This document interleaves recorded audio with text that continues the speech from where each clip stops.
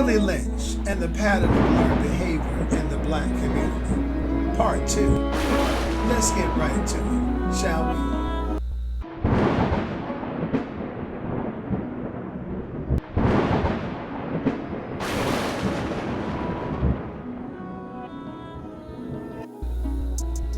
Hello once again, J-Spot peeps. Welcome back to the J-Spot. I'm your host, Mr. J. And a hearty shout out to all of you who have subscribed thus far. And for those of you who are stopping by for the first time, welcome. And make sure if you like this content, you subscribe. Give us a like. A like is really important, guys. And make sure you share this content with your family and your friends. And hit that notification bell. Drop us a comment also. Now let's get right to it. I'm not going to waste any time talking about what I talked about last time, because I'm going to talk about it anyway. So I'll start off with a quote from Willie Lynch, just to set the stage for what this particular video is going to focus on. If you put a slave in a hog pen, train him to live there, and incorporating him to value it, that hog pen, as a way of life completely, the biggest problem you will ever have out of that slave is that he would worry you about provisions to keep the hog pen clean or partially clean. And then again, he may not worry you at all. On the other hand, if you put this same slave in the same hog pen and make a slip and incorporate something into his language whereby he comes to value a house more than he does his hog pen, then you've got a problem, because soon he'll be in your house. Willie Lynch Manifesto. In part 1 of this series, I outlined the basic principles of the Willie Lynch Manifesto. Let's make a slave, along with its initial objectives and the methods used to obtain said objectives. And then in closing, I posited several questions concerning how these objectives figured in the long-term comprehensive economic planning in perpetuity as it related to present day or relates to present-day African Americans. Those questions are as follows. What segment of the black population does the mainstream American economy target more? Black men or black women, and why? 2. What segment of the black population does the criminal justice system target more? Black men or black women, and why? 3. What family unit does the American social service system target more for dismantling? Black families or white families, and why? And finally, what segment of the black population is most affected by this targeting, and why? And however, before we attempt to answer these questions, let's take a moment and examine the opening quote. Harsh as it is, it speaks volumes. What Lynch says essentially is that if you place a people in an environment and indoctrinate that people to feel comfortable enough to value that comfort zone over change, chances are that that people will choose to remain in the state of imagined comfort, that it will self-refuel and self-generate. If you recall the first video, these are the two terms that I highlighted. The sad thing about this strategy is that it is not difficult to achieve. Really, consider your own personal levels of comfort. How difficult for you would it be to veer outside of that comfort zone? Most times, The only way to move an entrenched rock is by blowing it up. And most people will not move unless something forces the move upon them. This is what people such as Lynch depended on during slavery, and what such people as Lynch depend upon today. Ignorance to anything beyond what they see a people sees with their own two eyes. Most people don't know anything beyond what they see with their own two eyes. And to find out why this theory continues to flourish within the black community, we attempt to answer the aforementioned questions.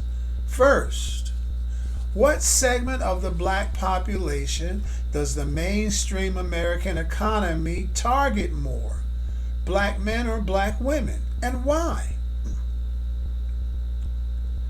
For the sake of keeping it simple, I prefer talking in terms of what we blacks see with our own two eyes. And therefore, I will not bore you with a myriad of statistics, other than to say that in 2008, 72% of babies born to black women were born out of wedlock. These numbers, however astonishing, we blacks have come to accept as the norm or within our comfort levels. However, it is within this statistic that we find the answer to the question, what segment of the black population does the mainstream American economy target and why? Just as the Lynch Manifesto suggests the black female be the target of indoctrination during slavery, it remains so in present-day America. Considering that blacks are no longer in change, at least visible ones, what better way to advance the theory of dependency than through economics, and especially the economics of the person most likely to raise African American offspring? Success of this theory, however, relies heavily on the answer to the next question. What segment of the black population does the criminal justice system target more, black men or black women, and why?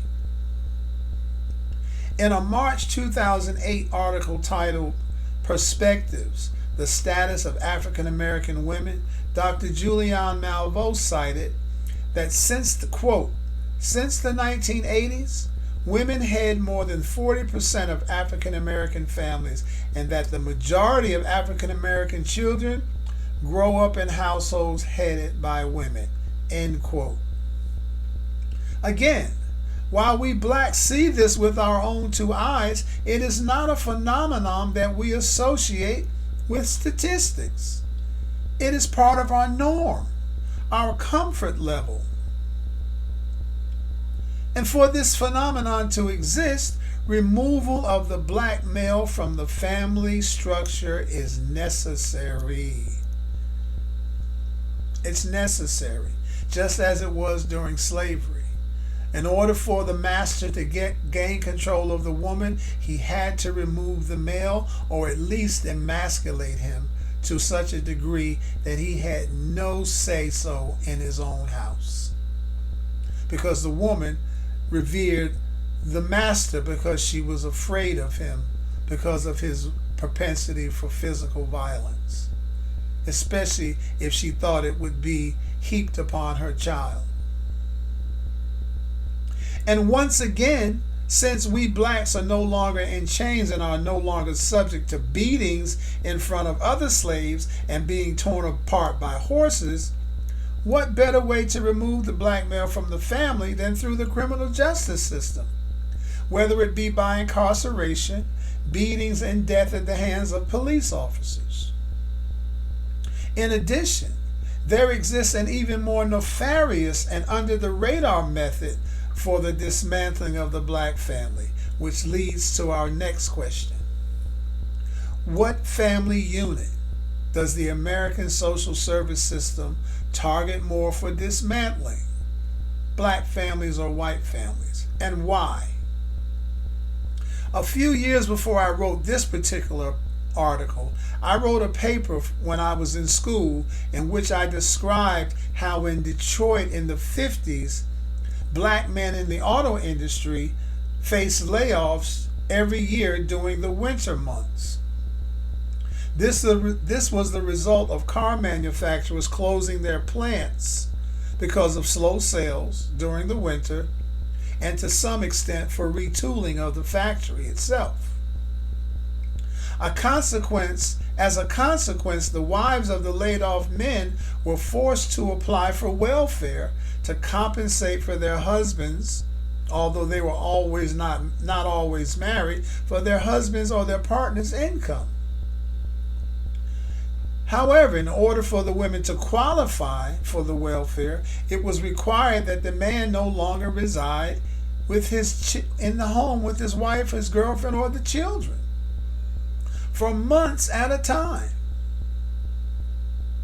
Not only did this allow for the indoctrination of the female, it also meant the female would pass along her manufactured survival skills to her offspring.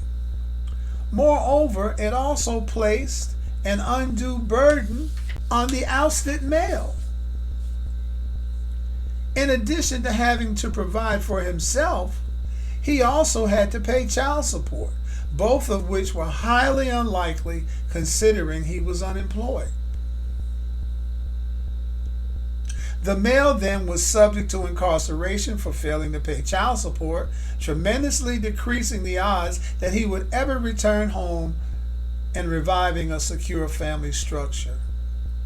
Now ask yourself, as it regards the phenomenon, what do we blacks in present-day America see with our own two eyes? Which leads to our final question. What segment of the black population is most affected by this targeting and why? Addressing the effects of single parenting among African American women on African American offspring, Dr. Val Malveaux noted also that, and I'll quote, "While there is nothing inherently wrong with female-headed households, there is much sociological data that suggests that children who grow up in healthy, intact families, and it is important to emphasize healthy, as violent or abusive intact families are not preferable to families headed by one parent, and that they are less likely to be involved in violence and more likely to attend college and lead productive lives." Now, according to the opening quote by Lynch, desire for change away from the pigsty translates as productive, or the desire to be in your own home. In other words, a child that values meaningful family structure over one of dysfunction will likely discard the latter and strive to perpetuate the former through marriage, education, avoidance of criminal activity, etc. What good then is the child if the indoctrination of the female runs contrary to the long-term economic objectives of the master?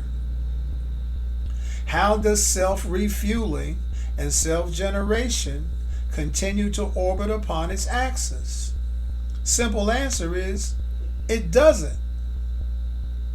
Therefore, it is essential to the American economic system, and especially to those whose power, control, and air of superiority are tied to the system, that implementation of the initial 6 principles of the Lynch Manifesto be continued, however covertly. Willie Lynch knew, as do most, that children are sponges. They absorb, imitate, and parrot the behaviors of their parents and the actions of others. It is the pattern of learned behavior that Lynch relied upon, and it is the pattern of learned behavior that people such as Lynch rely upon still. Look around you, folks, and marinate on what you see with your own two eyes. Don't concern yourself with statistics, because the only numbers that matter are those within your space, your neighborhoods, your schools, your churches, and your community. And ask yourself, what examples am I setting that affect the most important segment of our population, black population? Also, am I willing to step outside of my comfort zone to save those children and my race, or am I self-refueling? Am I self-regenerating? What will your answer be?